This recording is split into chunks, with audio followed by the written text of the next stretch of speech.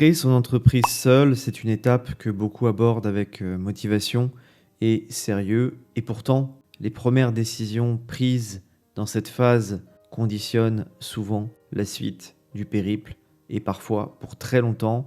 Faut savoir qu'il y a beaucoup de créateurs qui avancent avec de bonnes intentions mais sans cadre clair.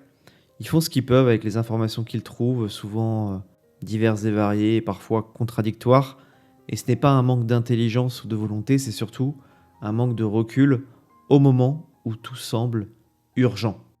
Et l'une des erreurs les plus fréquentes consiste à vouloir tout décider trop vite. Choisir un statut juridique, une activité précise, une offre, une tarification, parfois même une identité complète, avant d'avoir réellement confronté le projet au réel. Sur le papier, tout paraît cohérent, mais dans la pratique, les besoins des clients, les contraintes administratives et la charge mentale ne correspondent pas toujours à ce qui avait été imaginé. Beaucoup de personnes confondent aussi création d'entreprise et création de structure. Elles passent beaucoup de temps sur des détails qui sont secondaires, comme le nom, le logo ou le site internet, alors que l'essentiel n'est pas encore validé.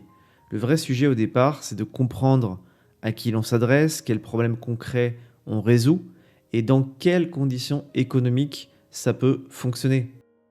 Une autre erreur courante, c'est de rester seul trop longtemps avec ses décisions.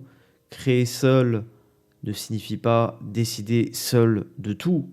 Sans regard extérieur, on a tendance à tourner en boucle sur les mêmes questions, à douter sans avancer, ou au contraire à s'entêter dans une direction peu adaptée. Le risque n'est pas seulement de se tromper, mais c'est de perdre du temps et de l'énergie sur des choix difficiles à corriger par la suite. Il y a aussi une confusion fréquente entre chiffre d'affaires et viabilité. Générer ses premières ventes peut donner l'impression que tout fonctionne. Pourtant, une activité peut encaisser de l'argent et rester fragile. Les charges mal anticipées, la fiscalité mal comprise, le rythme de travail insoutenable, ces éléments n'apparaissent souvent qu'après quelques mois lorsque la fatigue s'installe et que la vision long terme manque. Et beaucoup de créateurs sous-estiment également la charge mentale liée à la gestion quotidienne. Être seul signifie gérer à la fois l'opérationnel, l'administratif, la prospection, ainsi que la prise de décision. Et sans priorité claire, tout devient urgent. On avance en réaction plutôt qu'en stratégie, ce qui augmente le stress et réduit ainsi la capacité à faire des choix rationnels. Une autre erreur consiste à calquer son projet sur celui des autres. On observe ce qui fonctionne ailleurs et on essaie de reproduire par mimétisme, sans toujours tenir compte de sa propre situation, de ses contraintes personnelles ou de ses compétences réelles. Et ce qui est adapté à une personne ne l'est pas forcément à une autre.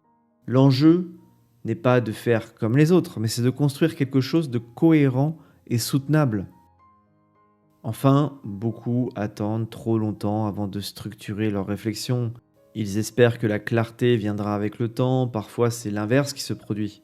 Plus on avance sans cadre, et plus il devient difficile de remettre à plat les choix déjà faits. Donc prendre du recul tôt permet souvent d'éviter des ajustements coûteux plus tard. Et c'est pour ça que créer son entreprise seule, ce n'est pas une erreur en soi. Ça demande simplement plus de lucidité, de méthode et d'honnêteté avec soi-même. Les difficultés ne viennent pas d'un manque de capacité, mais de décisions prises sans vision d'ensemble. Et en prenant le temps de comprendre les enjeux réels dès le départ, il est possible alors de construire une activité plus stable, plus alignée et plus durable. Si vous êtes en train de créer votre activité et que vous avez besoin d'y voir plus clair sur vos choix, j'ai mis en place un accompagnement Clarté Entrepreneur. Le lien est disponible en description et en premier commentaire. En tout cas, merci pour votre écoute. N'hésitez pas à me poser vos questions en commentaire et je vous dis à très bientôt.